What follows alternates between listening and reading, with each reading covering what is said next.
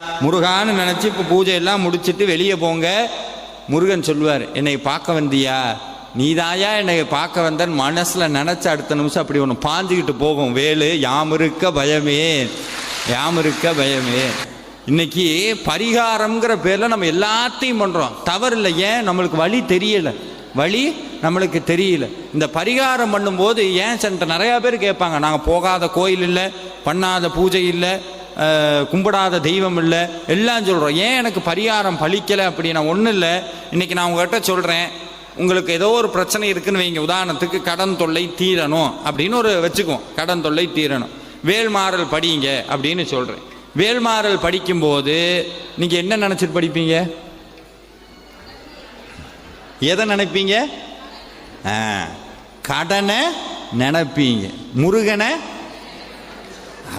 அவர் sir எங்களுக்கு கடன்